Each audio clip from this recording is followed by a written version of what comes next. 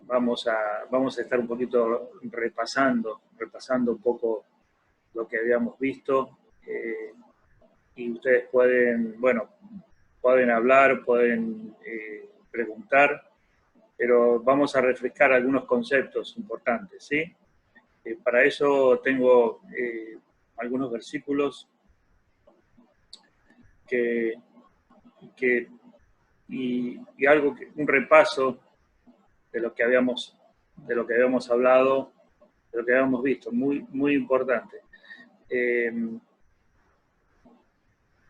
Si ustedes se acuerdan, hablábamos de la salvación, y lo primero que estuvimos viendo fue el significado, qué significa ser salvo, o sea, que ser salvo de qué, ¿no es cierto? Entonces dijimos que debemos saber el estado de condición de muerte. Habíamos hablado de lo que es la muerte como un estado, como una condición. ¿Qué me pueden decir acerca de esto, de lo que es la muerte en el sentido de lo que la Biblia habla, del estado espiritual?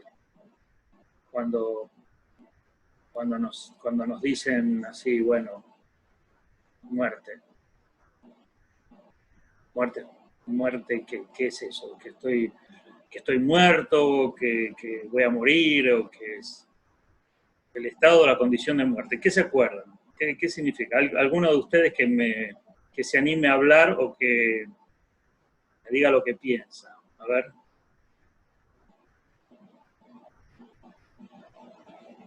Separación, pastor. Separación, muerte, separación, muy bien. Y si lo quieres explicar un poquito más, ¿qué significaría eso, separación?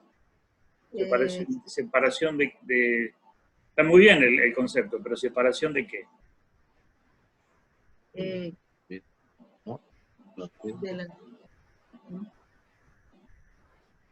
Estado de muerte. Nosotros estamos muertos, estamos separados, ¿verdad?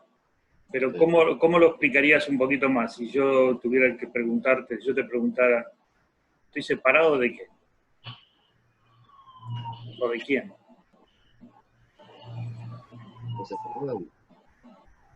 ¿Cómo? ¿Separado en la carne del espíritu? ¿O separado de Dios? Sí, estamos acercándonos. Estábamos separados de Dios. Separados de Dios. Claro. Separados de la persona de Dios, separados del Espíritu Santo de Dios. Claro. Y esto trae varias consecuencias, ¿no? De estar separado de Dios. O sea que ya vamos entendiendo que muerte no es simplemente lo que entendíamos nosotros, que era, decimos, algo muerto, algo que no tiene conciencia, no tiene vida, sino que nosotros, por estar separados de Dios, estamos en estado de muerte. Y vimos en Hebreos 9:27 de la manera que está establecido para los hombres que mueran una sola vez y después de esto el juicio. O sea que ese estado de separación nos lleva a estar frente a un juicio de Dios. O sea, digamos que el estado de muerte nos lleva a estar en un estado de frente a Dios, a recibir un juicio. Podríamos decir que las personas que están muertas, que están bajo condenación, están en un juicio eterno. Dice, porque la paga del pecado es muerte, mas la dádiva de Dios es vida eterna en Cristo Jesús. Dice, Él os dio vida a vosotros cuando estaban muertos en vuestros delitos y pecados. ¿Sí? Romanos 3:23 dice, por cuanto todos pecaron, están destituidos de la gloria de Dios. O sea, estamos hablando de separación. Johnny dijo separación del cuerpo del espíritu. Pero en realidad La muerte es el estado de separación de nuestro espíritu del espíritu de Dios. Sería más correcto de esa manera, ¿no? Porque el espíritu del hombre, al estar separado del espíritu de Dios, está muerto. Cuando nosotros morimos, digamos físicamente, sí hay una separación de la carne con el espíritu, pero el espíritu nuestro, si está sin Cristo, sigue estando separado. Por eso cuando Jesús hablaba del infierno, de la condenación eterna, ¿sí?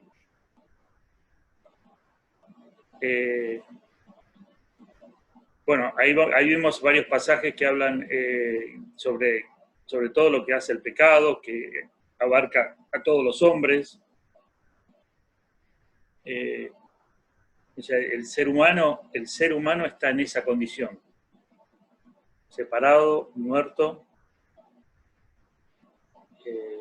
Llega un momento en que esa persona se da cuenta que está muerto. O sea, que para ser salvo te tiene que dar cuenta que necesita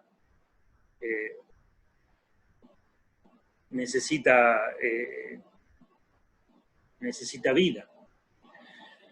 Fíjense en este pasaje que dice: muchos de los que duermen en el polvo de la tierra serán despertados, unos para vida eterna y otros para vergüenza y confusión perpetua. Ahí está hablando de la muerte eterna. Dice, entonces dirá también a lo de la izquierda: apartados de mí al fuego eterno preparado para el diablo y sus ángeles. ¿Sí? Satanás está muerto, pero está vivo. O sea, está activo, pero está muerto. Estará eternamente en un estado eterno de condenación. Pero no es una falta de... no es ausencia de conciencia, tampoco es que se evapora. Ustedes saben que los testigos de Jehová, por ejemplo, creen que la muerte es la ausencia, es decir, la persona va al cajón, va a la tierra y se evapora todo, o sea, se disuelve todo. Eso es la muerte. No hay más conciencia, no hay más nada, no hay más juicio, no hay absolutamente nada. Eso creen los adventistas y los testigos de Jehová. No creen en la separación eterna, en el juicio eterno, en la condenación, en el infierno, no creen en eso. Pero la palabra de Dios abunda en información acerca del juicio eterno, del infierno. Dice, en llama de fuego para dar retribución a los que no conocieron a Dios ni obedecen el Evangelio de nuestro Señor Jesucristo, los cuales sufrirán pena de eterna perdición. Fíjense, los adventistas, los testigos de Jehová no creen en esto, eterna perdición. No sé cómo interpretan esto. Excluidos de la presencia del Señor y de la gloria de su poder. Pastores, ¿Se entiende? Sí. Nosotros no seguimos religión, ¿correcto? ¿Cómo? Nosotros no seguimos religión, digo. No, nosotros no somos de una religión, o sea, la religión es el intento del hombre por alcanzar a Dios. O sea, la religión es en sí misma es tratar de conectar al hombre con Dios. Es el esfuerzo que yo hago para llegar a Dios. Sí, porque en Santiago 1:27 dice, la religión pura y sin mácula delante de Dios, el Padre, es esta: visitar a los huérfanos, a las viudas, a sus tribulaciones y guardarse sin mancha del mundo. Claro, Santiago dice, realmente se tradujo la palabra religión, pero quizá la palabra correcta es una traducción del griego, porque Santiago está hablando es de la devoción. Y quizá lo tradujeron usaron el término religión, pero en lo que Santiago quiere expresar allí es como la actividad que el hombre hace en devoción a Dios. que es la vida de gratitud y la vida en obediencia. Está diciendo, bueno, guardarse sin mancha, ayudar, es una vida piadosa, una vida de amor hacia los demás. Y eso es el fruto de una persona que es salva. Que cuando nosotros recibimos vida, recibimos salvación, damos un fruto de esa salvación. Pero no está diciendo que, no está explicando ese pasaje de que la religión es para salvar. Está hablando de la devoción. Lo que pasa es que se usó, se tradujo cuando escribieron la palabra, cuando la tradujeron al español, del griego, como fue escrita originalmente, lo tradujeron al español, en vez de poner devoción, pusieron religión. En realidad lo que quiere decir es devoción.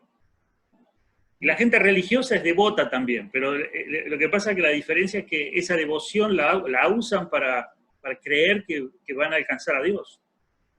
Y Dios no salva por devoción. La devoción debe ser como consecuencia de la salvación. ¿Se entiende? Gracias. Que en llama de fuego como dije anteriormente, las personas de otras religiones no creen, unas no creen que la muerte es simplemente no existencia, dejar de existir. Dice, al que no se halló escrito el libro de la vida fue lanzado al lago de fuego. Todo esto está hablando de lo que es, todo lo que tiene que ver con lo relacionado con la muerte. Separación eterna de Dios, en un estado consciente, en un estado de condenación, en un estado de juicio. ¿Sí? Y en este mundo las personas que están muertas, nosotros estábamos muertos, estábamos viviendo feliz, a veces con cierta felicidad, pensando que estábamos en un estado normal, hasta con cierta... Las personas creen, están en religión, creyendo en Dios, pero están muertos. ¿Se entiende, hermanos? ¿Se va entendiendo lo que significa muerte?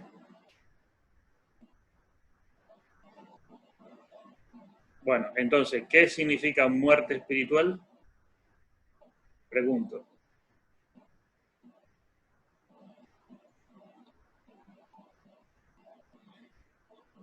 La ausencia de Dios. Separado de Dios completamente. Eternamente.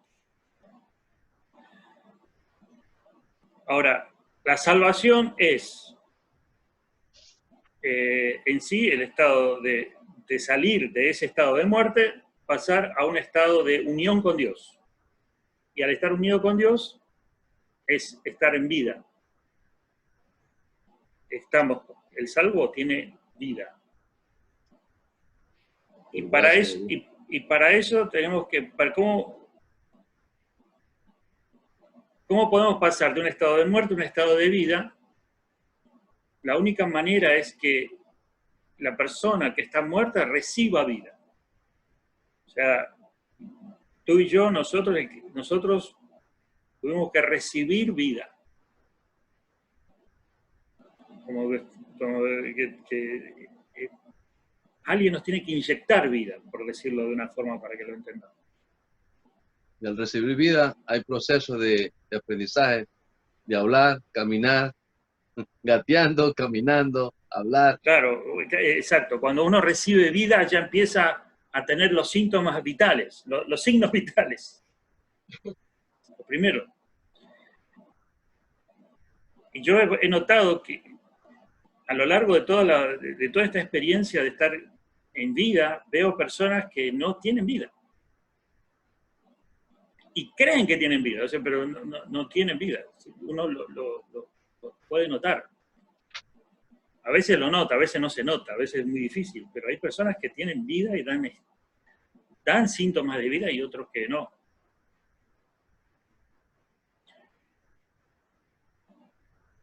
A veces uno mismo... ¿Y qué hay que hacer para tener vida? O sea, ¿Cómo? Perdón que escucho un poquito mal. que para tener vida, ¿qué hay que hacer? Orar, acercarnos más a Dios. Claro, muy buena pregunta. Acá lo vamos a ver en este punto. dos cosas fundamentales que operan en la salvación para pasar de muerte a vida. Hay dos cosas, nada más. Fíjate que esto es tremendo, porque nosotros escuchamos algo que lo escuchamos muchas veces, que dice, la salvación no es por obras, sino por gracia. Entonces, quiere decir que si estás muerto no puedes hacer nada porque no puedes conseguir vida. Pero al mismo tiempo tienes que recibirla. Entonces, ¿qué hay que hacer? Bueno, aquí hay dos elementos que la palabra va a explicar y va a decir que son cosas que es como que te dice que tenemos que hacer para recibir vida. Y ahí vienen estas dos cosas, arrepentimiento y fe. Fíjate, presta atención. Para recibir vida tienen que operar dos elementos, el arrepentimiento y la fe. Ahora, quiero que vamos a ir viendo. Arrepentimiento es que cambio mi pensamiento en cuanto al pecado. Cambia mi pensamiento en cuanto a la justicia de Dios. Ahora voy a explicar un poquito esto. Hay varios pasajes que... Vamos a ver varios pasajes. El arrepentimiento, ¿qué es a ver, le quiero preguntar a ustedes, para ser salvo, para tener vida, primero tengo que tener arrepentimiento. ¿Qué les parece que es esto que está diciendo? Yo tengo que tener arrepentimiento. ¿Qué les parece que significa esto? Morir, primero. Bueno, pero ya estoy muerto, ¿eh? Claro, pero más muerto no puedo estar. El yo queda atrás, ahora tienen que ser nueva vida con Cristo.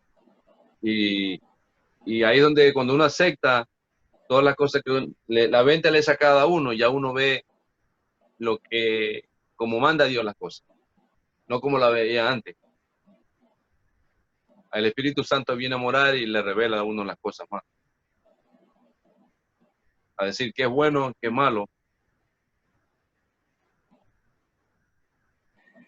Bien, estamos cercanos, estamos cerca. ¿Qué más? ¿Alguien Empezar a más? hacer el bien y no el mal, arrepentirnos de todas las cosas malas que hemos hecho, pedir perdón por eso. Muy bien, estamos bien. ¿Qué más? ¿Qué más les parece que puede ser arrepentimiento? Un paso de fe. Sí, un paso de fe. Reconocer nuestros errores, nuestros pecados. Bien. Bueno, fíjense, esto que están diciendo está muy bien. Pero quiero que analicemos un poquito más profundamente el arrepentimiento bíblico. Lo que el Espíritu Santo de Dios hace con la persona es: yo reconozco que hice mal, reconozco que he pecado, reconozco que soy pecador pero también me reconozco que yo realmente no merezco absolutamente nada de Dios, que lo único que merezco es juicio, que la condición en la que estoy es una condición de muerte y que merezco juicio de Dios. Estoy mal. Esto es como frente a un juez, uno se arrepiente, pero está aceptando el veredicto del juez, está aceptando que el juez tiene razón. Entonces, cuando la persona se arrepiente, se está dando cuenta que está mal y se da cuenta de otra cosa, que aunque intente cambiar, eso no le va a servir. Entonces el arrepentimiento es algo que hace mirar tu condición, tu condición delante de Dios pero tan negativa y mala. ¿Sí? Y eso lo produce el Espíritu de Dios. Te hace sentir y ver lo pecador que eres, lo lejos que estás de Dios y lo merecedor que eres del juicio de Dios. Eso es algo que Dios lo hace. Porque si no, no puedes ser salvo. No podrías entender que necesita un Salvador si no ves la realidad de tu pecado y del pecado nuestro. Para ver esa realidad, es como si un doctor te muestra una radiografía y te dice, mire, esto es el cáncer que usted tiene. Te muestra y te ve y te asusta. Está desparramado el cáncer por todo su cuerpo. Y te quedas así con los ojos mirándolo así y te quedas medio flash, como diciendo, wow, ¿eso está pasando dentro mío? Sí. Te agarra una angustia y una desesperación terrible. Bueno, más o menos así, así como una ilustración le estoy dando lo que es el arrepentimiento. El arrepentimiento hace que la persona se destroce, se desarme. Fíjense, no es estoy arrepentido, me enojé con mi abuelita, le hablé mal, voy a pedir perdón. Sí, eso es una conducta, cambio de conducta, forma parte, pero el arrepentimiento para salvación es algo mucho más grande. Me enojé, pateé la puerta, le rompí el zapato. Dije una mala palabra, no voy a decir más mal. Entonces pensamos que con esos arrepentimientos que tenemos vamos a ser salvos. No, esos son sentimientos de cambio, queremos mejorar un poco, pero no nos salva. El arrepentimiento para que salga es decir, estoy frito, pero frito de verdad, me voy para el horno y estoy desesperado. El único que puede dar esa convicción es Dios. Le voy a dar un ejemplo. Cuando Pedro se encontró con Jesús y vio a Jesús haciendo milagros, ¿sabe qué hizo Pedro? Se tiró al piso, se postró y empezó a temblar y le dijo, Señor, apártate de mí, porque soy pecador. Es como que le dijo, acá estoy. No le dijo, Señor Jesús, te quiero, te amo, te lo abrazó, le dijo, vayamos juntos, caminemos, ayúdame a cambiar. No, le dijo, estoy mal. Ese es el tipo de arrepentimiento, que el único que puede hacer eso en el corazón del hombre es Dios. Por eso dice que el arrepentimiento es un don de Dios. Estás muerto, pero en un momento el Señor te abre los ojos y te hace ver que estás muerto. ¿Se entiende? En algunos somos un poquito conscientes de eso, otros quizá no tanto, pero Dios hace eso.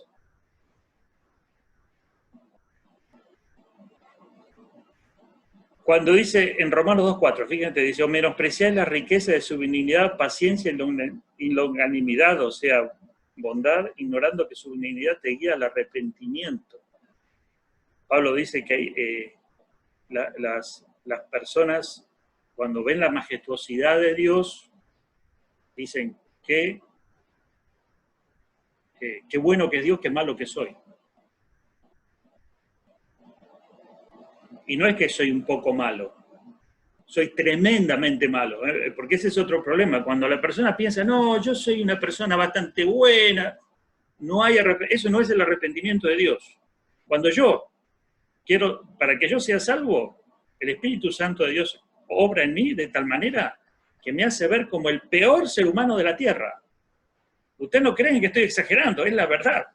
Pablo decía, que dijo en un momento, Jesús vino a salvar a los pecadores, de los cuales yo soy el primero. ¿Saben lo que está diciendo? Yo soy el campeón de los pecadores. Con eso estaba diciendo Pablo, el apóstol Pablo estaba diciendo, yo soy peor que Hitler. Así. ¿Sí? Ningún ser humano normal dice eso. Lo tiene que decir una persona que ha sido quebrada por Dios. Por eso cuando el Espíritu Santo dice, yo voy a salvar a esta persona, primero, ¡pum!, se va a arrepentir, pero cuando se arrepienta se va a dar cuenta que no es simplemente querer cambiar de vida, es mucho más. Es algo fuerte. Dice, bueno, hay varios pasajes que hablan, vamos a ir avanzando un poquito más. La tristeza, 2 Corintios 7:10 dice, la tristeza que proviene de Dios produce arrepentimiento que lleva a la salvación, de la cual no hay que arrepentirse. O sea, bueno, hay como un juego de palabras allí. Dios produce una tristeza. Dice que cuando llega esa obra del Espíritu Santo de Dios te desarma tanto que wow, acá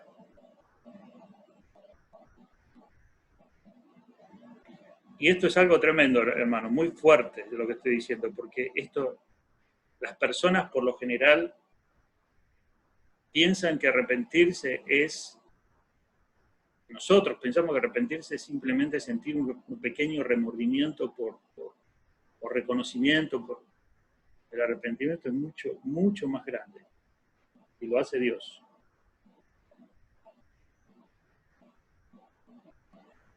Lo hace Dios.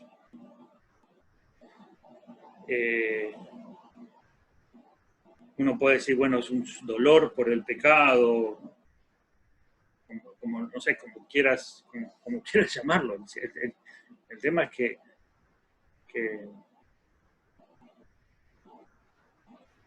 el arrepentimiento es como una conciencia de que estás muerto y que ese estado en el que estás es catastrófico, hermano. Cuando llega ese punto, estás en ese punto que es catastrófico, estás en el peor momento de tu vida, pero al mismo tiempo en el mejor. Cuando te dicen, ¿cómo está, hermano? Bien, estoy bien. Pero cuando el Espíritu Santo de Dios te toca, ¿cómo estás? Mal. Mal, porque me voy para el horno. Si me muero mañana, me voy para el infierno. Wow. Entonces ahí se produce una crisis. Se produce una crisis emocional y mental tremenda, fuerte.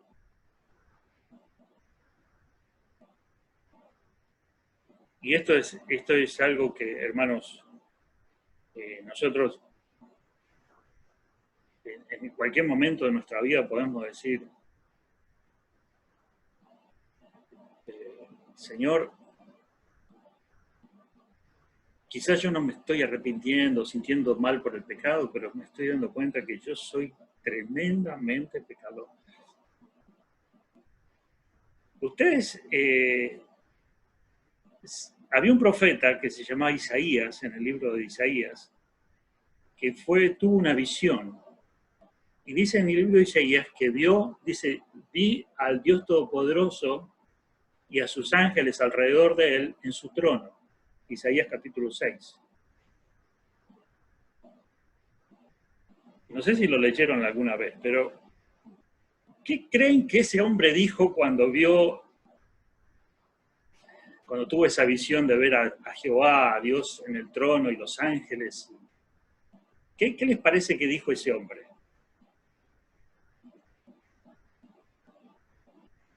A ver, alguno que me responda. Contesten, ¿qué les parece? ¿Qué habrá dicho? ¿Qué habrá dicho? ¿Ah? No soy digno de... Bueno, dijo algo parecido, pero dijo algo poco peor que eso. Isaías, el profeta, vio a Dios tuvo una visión.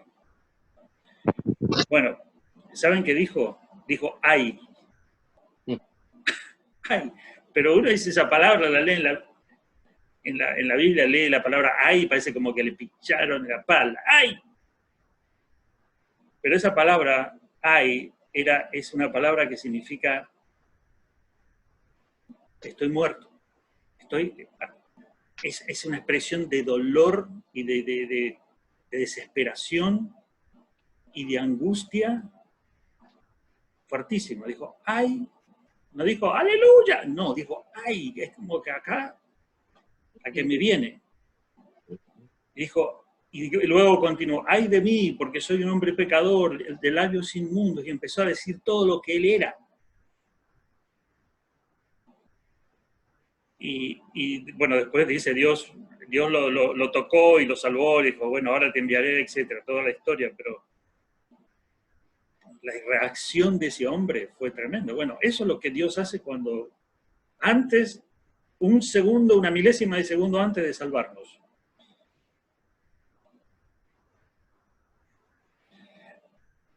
Entonces, ¿cómo viene el arrepentimiento?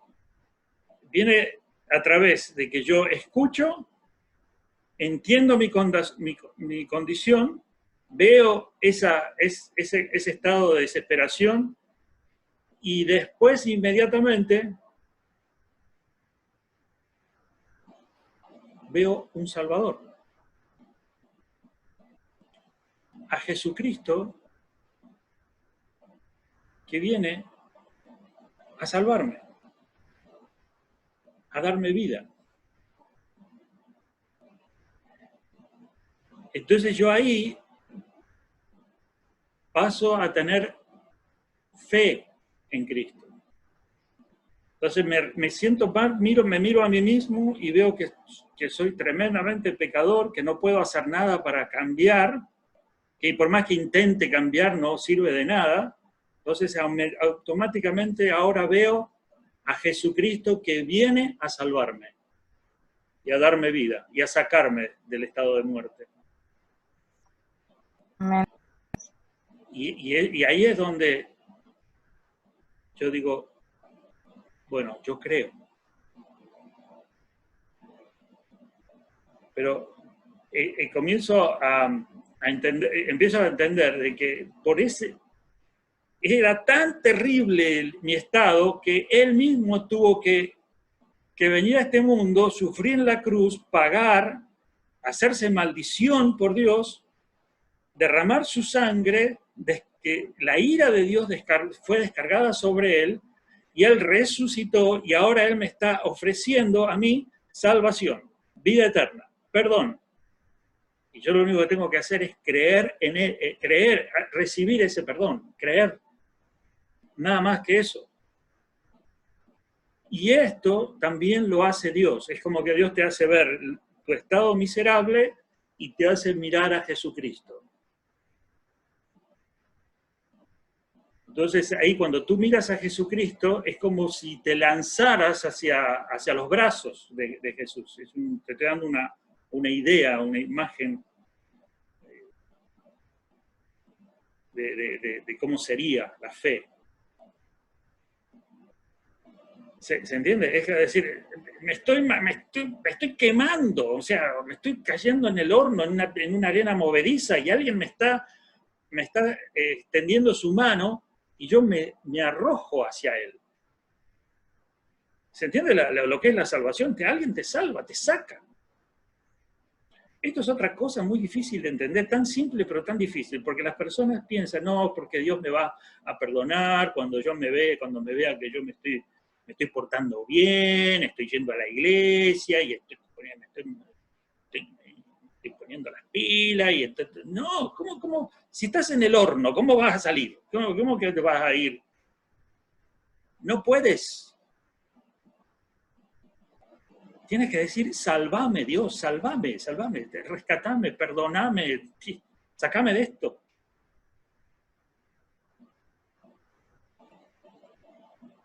Y creer que Él te saca, o sea, ahí es donde uno dice, bueno, él lo hace porque Él murió y resucitó para salvarme, creo. Mira, hermano, cuesta mucho creer esto porque nosotros, la gente dice, yo hablo con 10 personas y 10 me dicen, y sí, no, hay que tratar de, ¿no? Hay que tratar de agradar a Dios. Digo, no hay que tratar de agradar a Dios, porque no puedes agradar a Dios porque estás muerto. Y sí, no, pero hay que tratar de, ¿no? de hacer las cosas bien. Es que, hermano, te estás muriendo, te vas al infierno. Y no, sí, pero por eso, yo trato. Jesucristo murió por ti, te está ofreciendo salvación. Acepta, recibe, cree. Sí, no, bueno, chao. No creen. Entonces digo, ¿qué pasa, Señor, con estas personas? ¿Cómo es que no pueden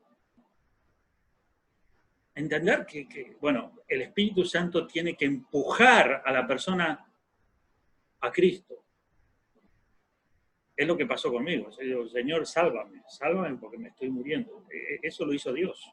Fíjense que la fe dice, fíjense lo que dice el versículo Efesios 2, dice, porque por gracia ustedes han sido salvados mediante la fe. Y esto no procede de ustedes, sino que es un regalo de Dios, no por obras para que nadie se jacte. O sea, Dios te regaló la fe, que es creer, para que no tengas otra opción que lanzarte a los brazos de Jesucristo. Amén.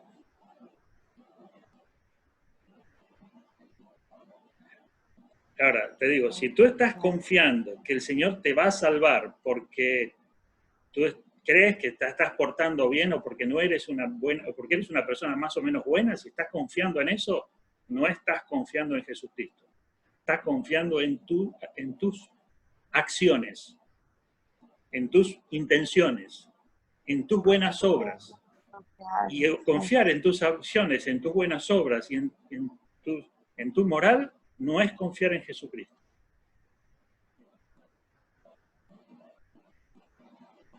Confiar en Jesucristo es como que estás en un incendio. Yo uso siempre este ejemplo. Estás en un edificio que se está prendiendo fuego por todos lados, y viene un bombero a rescatarte y te dice, lánzate sobre mis brazos. Yo la voy a sacar. Y tú le dices al bombero, no, espera un poquito que yo voy a tratar de bajar la escalera, con cuidado. El bombero o no ves al bombero, no ves nada. Estás... Cuando el bombero aparece y te dice, lánzate, no te queda otra. Esto es la salvación, hermano. Esto es la salvación. Dice, la fe es por el oír, por la palabra de Dios. Dice, el Señor te viene y te dice, yo morí por ti, di mi vida por ti, para salvarte, para perdonarte, para sacarte de la condenación, para darte vida eterna, para estar contigo para siempre. Y eso es algo que el Espíritu Santo de Dios opera en tu vida y te dice, amén, creo, salvo. ¿Se entiende?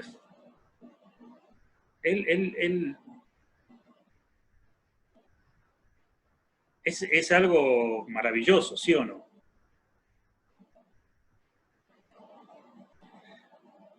Dice, la fe es por el oír la palabra de Dios. La palabra de Dios es el Evangelio. El Evangelio es la palabra que Jesucristo vino a salvarte.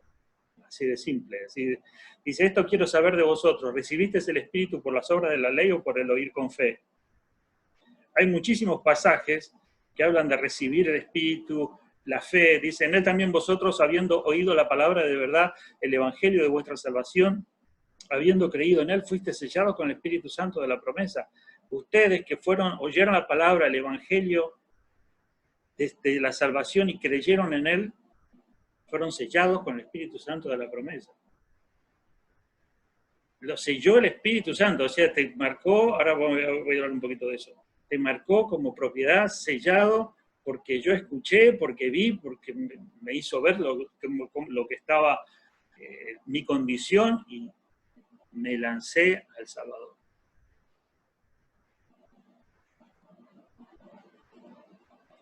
El Señor Jesucristo me salvó. No me salvó ni mi buena intención, ni mi religión, ni la iglesia, ni que me hice un pacto. Yo hice un pacto con el Señor. No. Nada. Él vino a salvarme. Se me paran los pelos porque el Señor dijo, voy a salvar a Edgardo. Y vino. Nació en un pesebre, caminó, se fue a la cruz, recibió todos los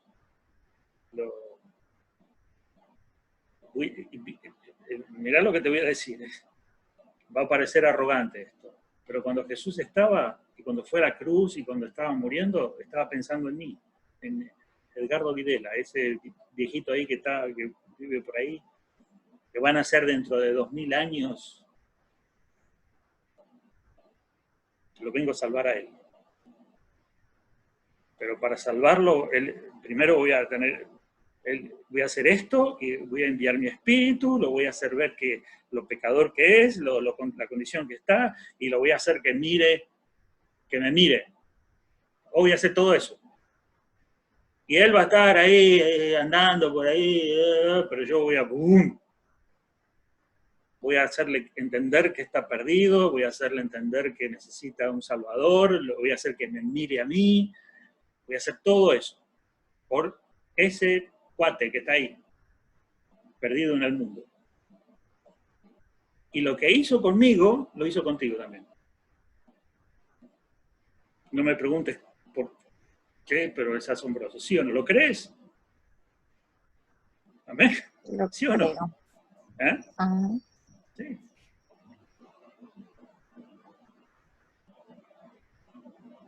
¿Cuántos miles de millones de personas había en el mundo y el Señor decidió venir a buscarte a ti, personalmente? Pensó en ti. Uno piensa, bueno, pero Jesucristo cuando estaba en la cruz, estaba sufriendo, estaba pensando en salvarte.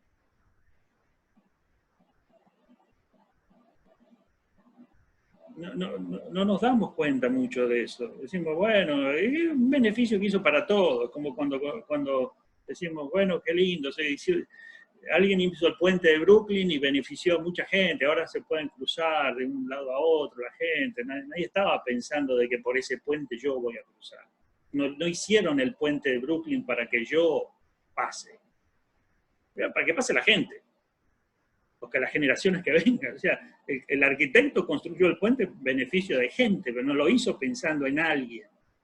Bueno, la salvación fue pensando en ti. Especialmente en tu nombre allí. Pensando en ti. Él murió por ti, personalmente, individualmente. ¿Es glorioso o no? Para llevarte al cielo, para darte vida eterna, para que tú disfrutes una comunión personal, íntima con el Dios creador, como si fueras su único hijo. Y hay muchos pasajes que enseñan de esa manera. Jesús dice, voy a buscar al perdido, voy a dejar las 99, voy a buscar a la que se perdió. Así usa esos.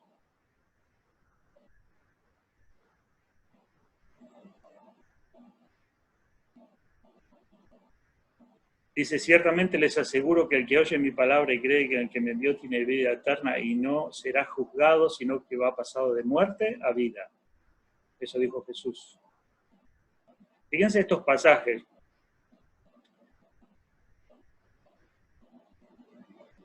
Les pregunto algo, a ver, contéstenme. ¿Me están prestando atención o se están durmiendo o están escuchando música? ¿Estamos bien? Estamos prestando atención. Bueno, a ver. Pastor. ¿Qué es? ¿Yo fui a Jesús? ¿O Jesús me trajo? Jesús me trajo. Jesús me trajo. Amén. esto es algo muy... A mí me conflictuaba, este pensamiento muchas veces lo pensaba, y incluso dentro de la iglesia evangélica hay gente que tiene diferentes opiniones, pero yo estoy con esta posición. Como el arrepentimiento es de Dios, y como la fe también es de Dios, yo siento que todo lo hizo Dios. Ahora, yo en un momento sentí el deseo de ir a Dios. Yo en un momento sentí como la búsqueda, busqué. Después me vengo a dar cuenta que aunque yo estaba buscando a Dios, lo que estaba pasando era que Dios me estaba llevando hacia Él. Ojo, no todo el mundo está de acuerdo con eso. Algunos creen que no, que yo razoné, la persona razona, piensa, analiza y dice, bueno, seguramente el Señor debe estar por ahí, hay que buscarlo. Escrito está, pastor. Sí. Dice, la palabra misma dice, tú no me elegiste a mí, sino que yo os elegí a vosotros para que vayáis y llevéis fruto y ese fruto permanezca. Sí, es el Señor que nos eligió. Es un pensamiento muy claro, pero al mismo tiempo muy profundo y hasta a veces difícil de entender. Pero es muy hermoso de aceptar. Dice, fíjense, nadie puede venir a mí si no lo atrae el Padre que me envió. Lo atrae. Y yo le resucitaré en el día final. Está hablando de la resurrección completa, la redención absoluta. Dice, por esto les dije que nadie puede venir a mí a menos que yo le haya concedido, que se lo haya concedido al Padre. Por lo tanto, todo esto de la salvación desde el momento que yo empecé a darme cuenta de mi pecado, de que necesitaba a Cristo, de verlo a Jesús, de recibir ese mensaje, de oír la palabra, de entenderla, de creerla, todo eso lo hizo Dios. O sea, Dios, por eso algunos entienden que Dios desde el momento que yo comencé desde el momento que yo me arrepiento, ahí ya empezó Dios, ahí ya prácticamente podemos decir que nací, porque Él me hizo ver mi estado y Él me hizo ver que necesitaba a Cristo.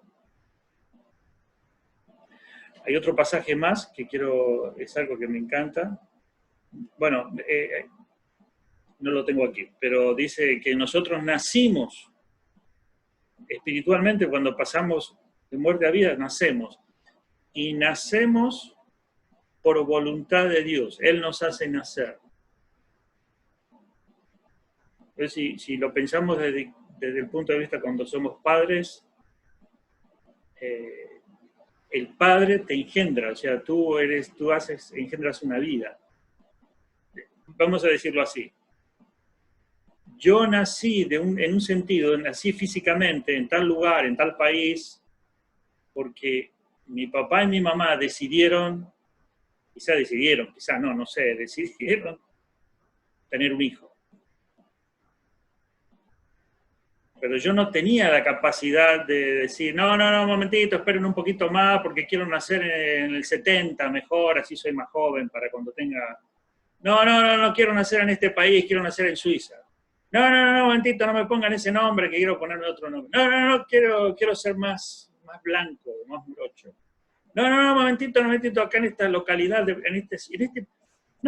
quiero nacer a ver, en invierno mejor. No, ¿cómo vas a decidir dónde, cuándo?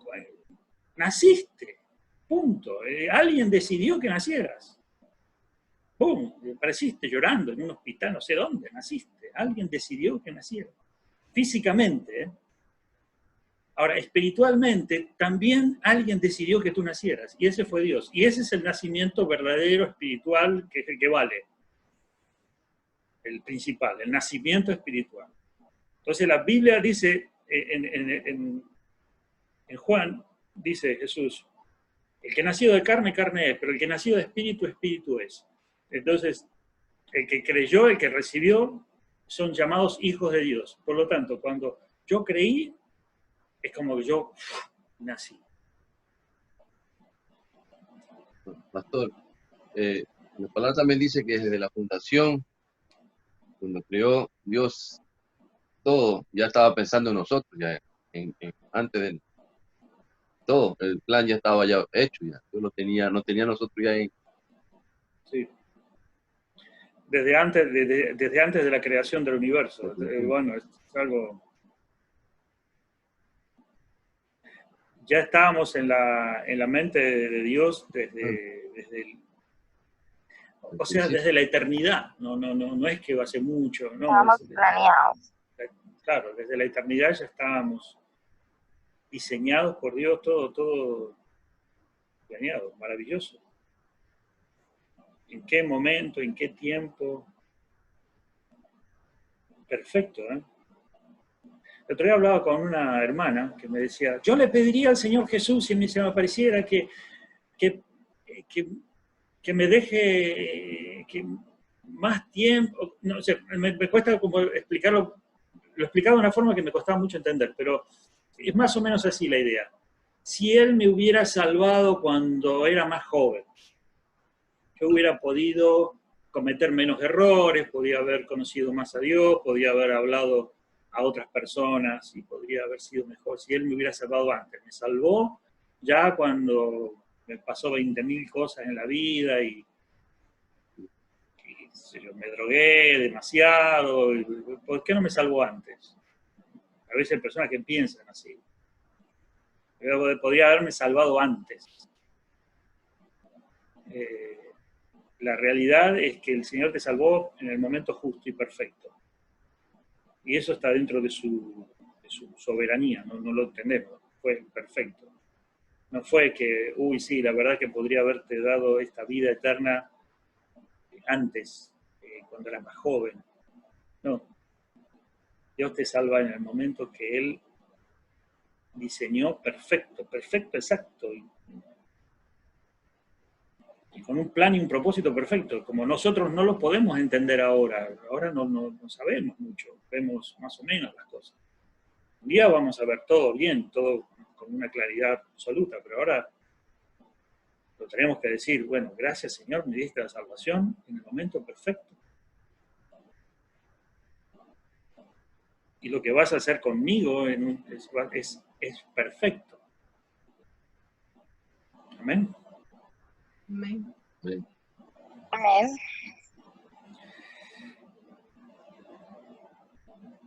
Bueno, justificado ante Dios. ¿Qué creen? ¿Qué significa esto de ser justificado? A ver si se acuerda. Alguien que... Limpiado. Sí, más o menos. Tiene que ver, pero justo.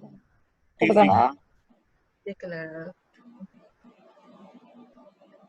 Ahí escuché algo por ahí. Cuando somos salvos, somos justificados ante Dios. Declarados justos. Declarados justos. ¿Qué significa eso?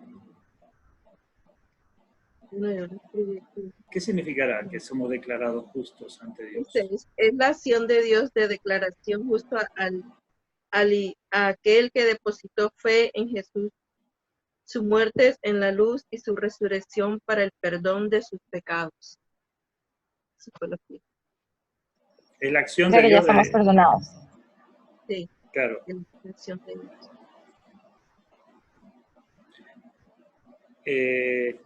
Sí, involucra eso, pero tiene un significado un poquito más interesante, más amplio. Es Redimido. Una persona sin pecado.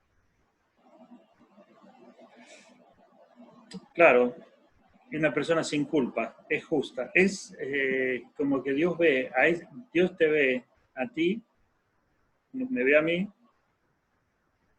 como una persona perfecta, que no cometió ni un pecado. Sin No mancha. tiene nada en contra. Es justo. Es una persona perfecta, justa. Es interesante, pero algo tengo que hacer para que me diga, oh, qué persona tan justa, tan recta. Morir.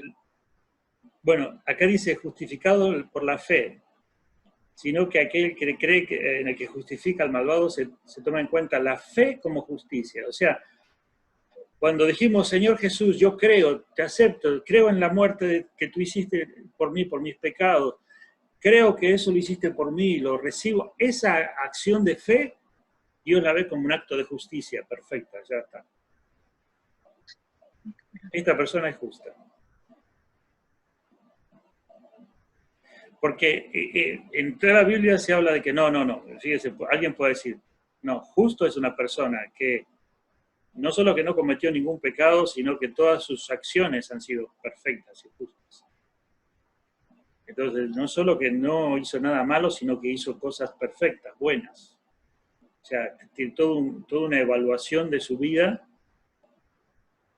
Entonces ahí no calificamos, ahí estamos otra vez en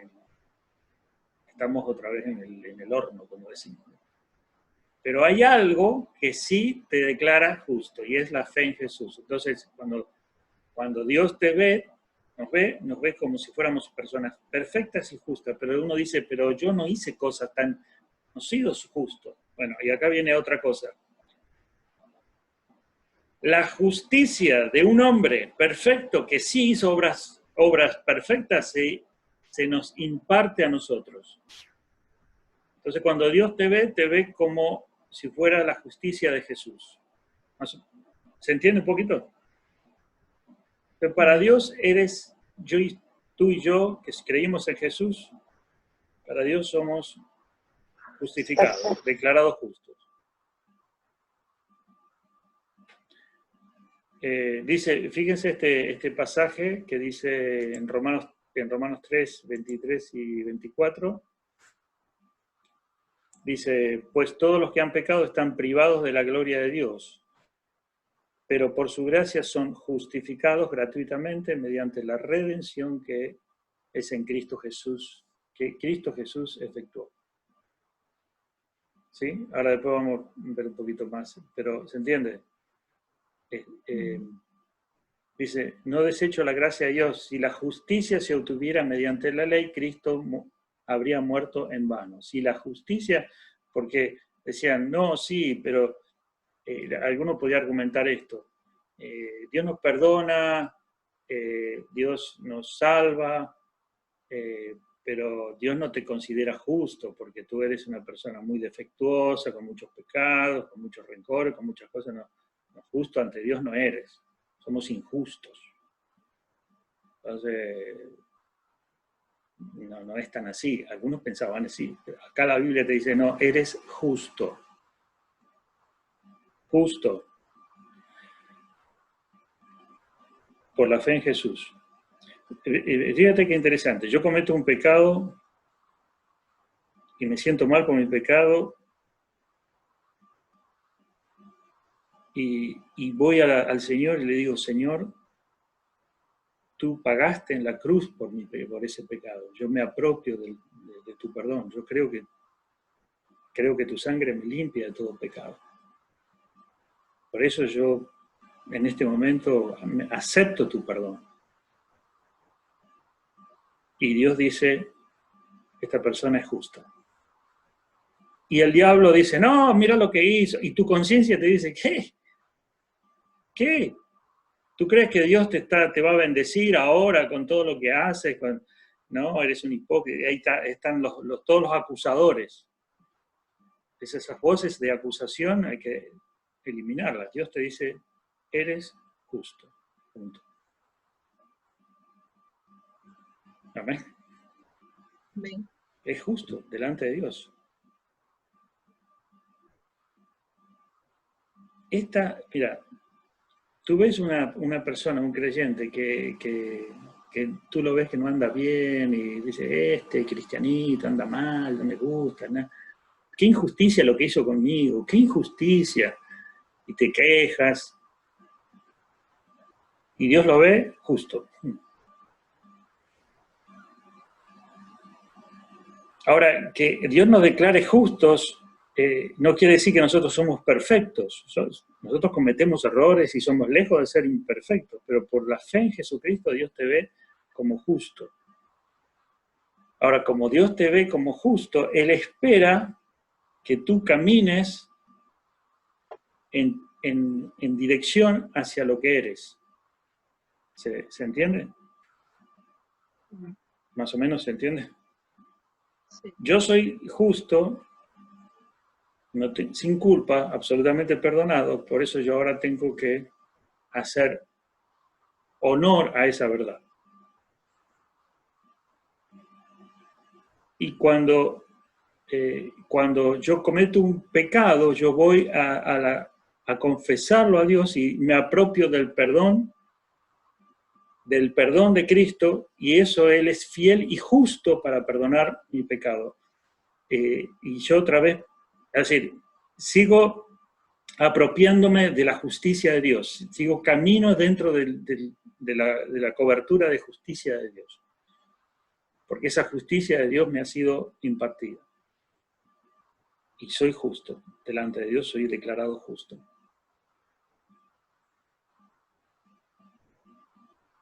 Si nos complicamos la vida con esto, pensamos, sí, yo trato de redimirme, o sea, yo cometo un error y trato de pagarlo.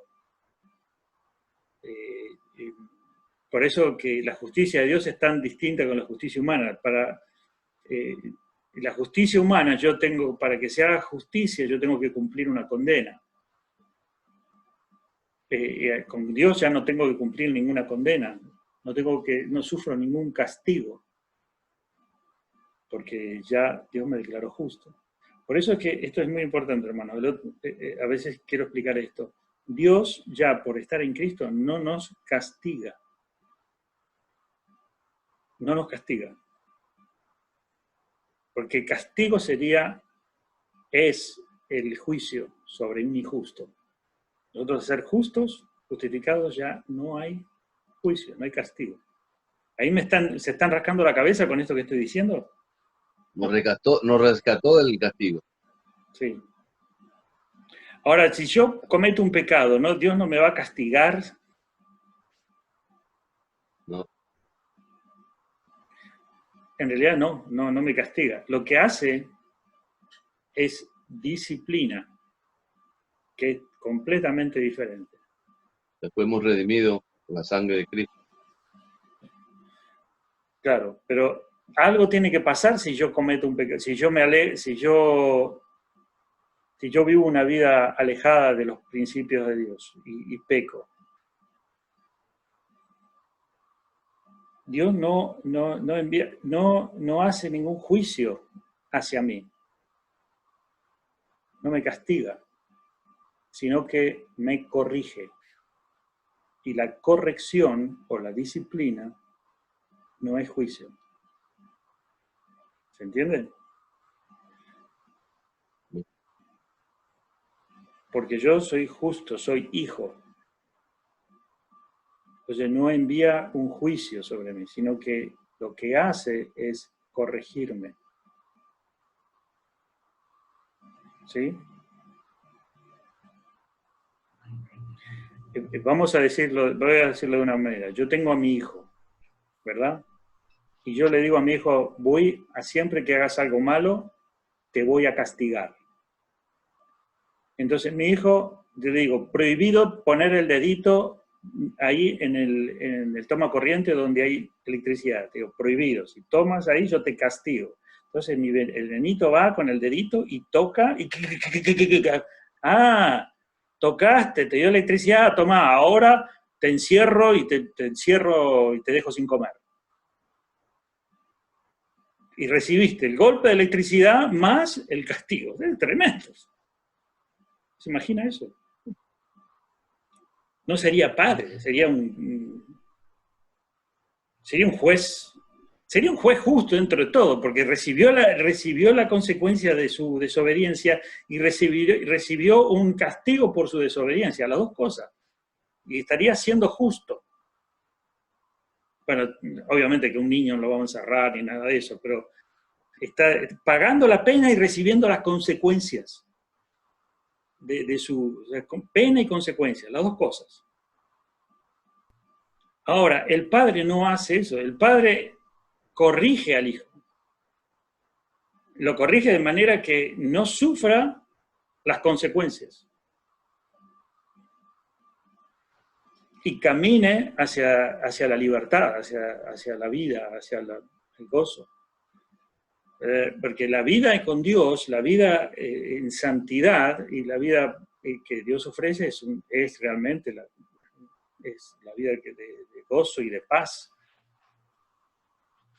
Cosa que es también un poco difícil de entender. La gente que dice, no, mejor vivir la vida como quiero, como me parece, como me gusta, así, de vez en cuando. ¿Qué dice Dios? No, está bien. Se están metiendo cada vez más en problemas. Por eso Dios nos corrige, ¿sí? Para llevarnos a una vida de justicia. Bueno, dijimos, anula los cargos y nos libera del juicio eterno. Esto dice Colosenses 2, 13 al 15. Antes de recibir la circuncisión, ustedes estaban muertos en sus pecados, sin embargo, Dios nos dio vida en unión con Cristo al perdonarnos todos los pecados, anular la deuda que teníamos pendiente por los requisitos de la ley. Él anuló esa deuda que nos era adversa. Entonces, ¿qué somos delante de Dios? Justos. Y Dios nos trata como personas justas. Somos justificados porque ¿por qué somos declarados justos? Porque dejamos de hacer cosas malas y empezamos a hacer cosas buenas, ¿por eso somos justificados? Pregunto, contesten. No. Justificados porque creímos en la obra de Cristo. Amén. Dios te declara justo por creer en Cristo. Sos salvo y justo al mismo tiempo.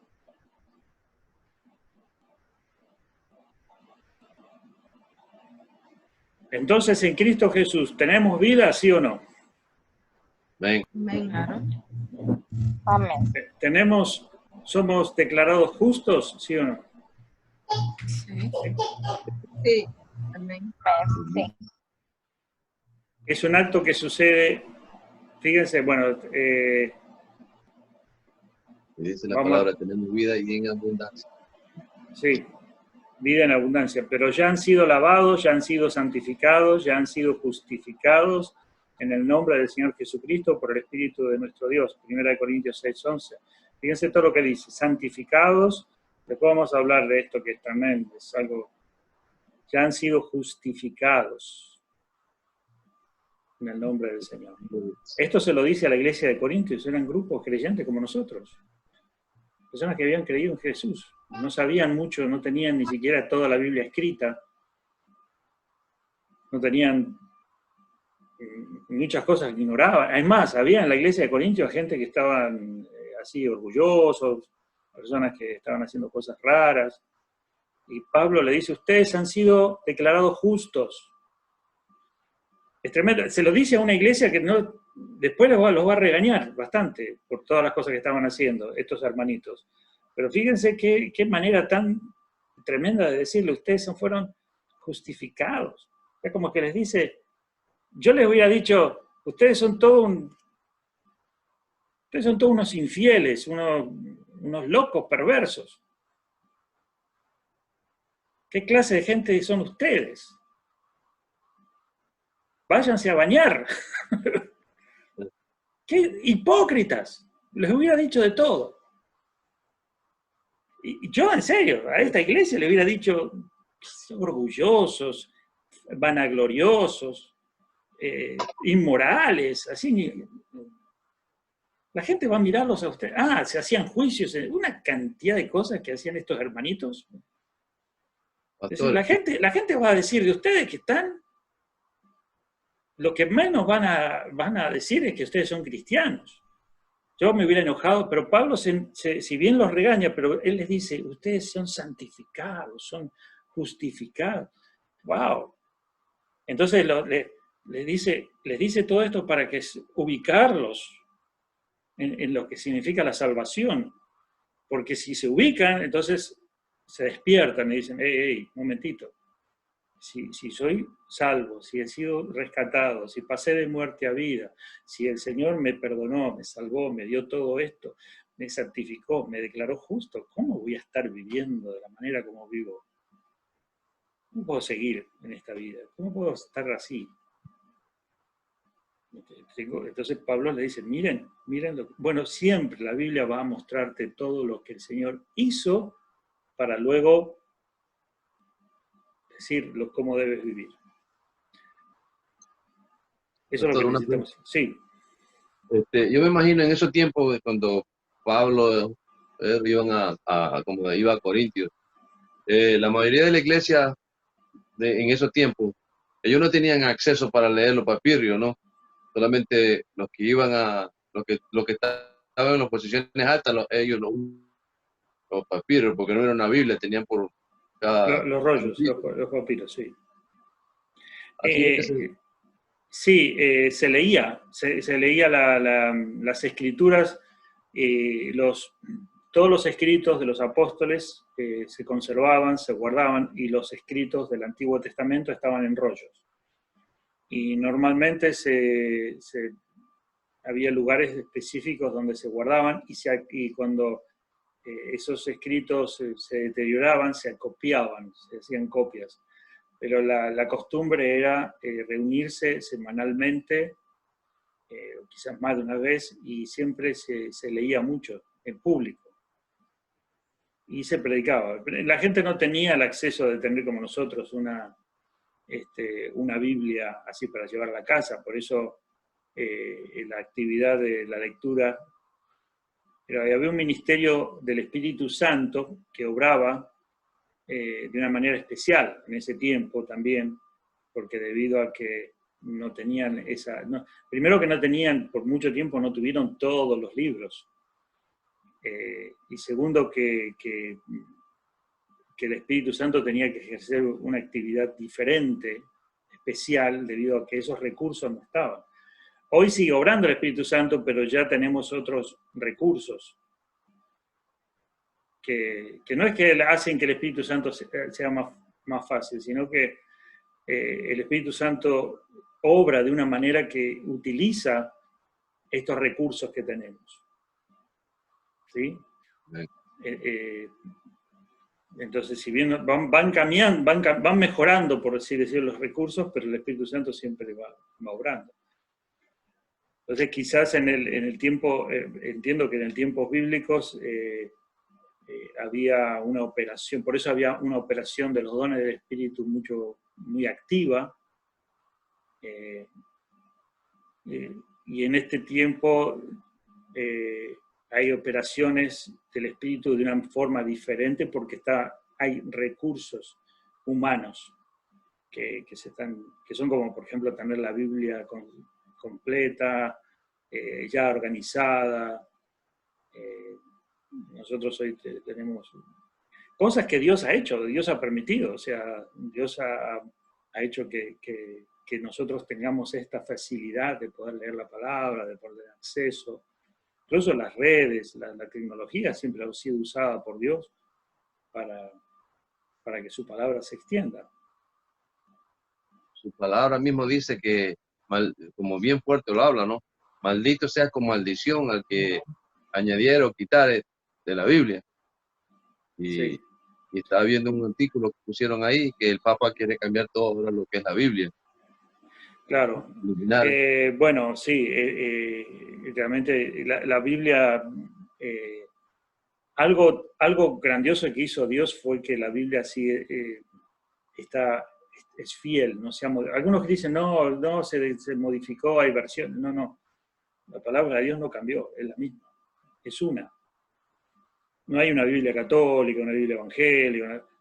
Los únicos que tienen una Biblia que le han cambiado, que le han traducido versículos para su conveniencia y que le han hecho una traducción distinta y que le han cambiado, le han quitado y le han agregado cosas, aunque muy poquitas, fueron los testigos de Jehová. Después la Biblia no ha cambiado. Pero ese es otro tema, ¿eh? Ese es otro tema porque nos vamos a ir muy, muy lejos. Pero ahí vamos a hablar de eso. Bueno, hermanito, se me fue el tiempo, quería seguir hablando, pero lo dejamos para la próxima clase. Hay más cosas. Hemos hecho un repaso y una masticada de vuelta de todo lo que hemos visto. Creo que ha sido muy importante lo que hemos visto. Nos falta un poquito repasar sobre lo que es la redención. Pero estamos bien, hermanos. ¿Cómo se sienten? Bien. Gracias, Bien, pastor. Gracias por su gracias. enseñanza. Gracias. ¿Estamos todos? Ya, muchas Bueno, Sí. Sí, señor. Sí, señor. Los necesarios. bueno, también vamos a ver otro, lo vimos el miércoles pasado, no, el anterior, bueno, fue la redención. Que las salvaciones, la salvación que tenemos es que también fue una compra. Y esto es algo muy, muy maravilloso. O sea, que el Señor lo que hizo fue comprarte. Uno dice, pero ¿cómo va a comprar algo muerto, algo que no sirve para nada, algo que tal? Bueno, lo compró. No por lo que eras, sino por lo que Él va a hacer. Pastor, ¿la justificación es aplacar la justa ira de Dios? ¿O es Eso sería la propiciación. Ah, ya, eso, tenía una confusión, no me podía acordar de la palabra. Sí, también es otra palabra Sí. relacionada y muy Ajá. interesante, muy buena, que es aplacar la ira de Dios. Ajá, sí. Eso es propiciación. Ok. Y por la propiciación nos dio la justificación. Ah, ok, está todo enlazado. Está conectado. Bueno, hermanitos, dejamos acá porque sé que es un poquito tarde y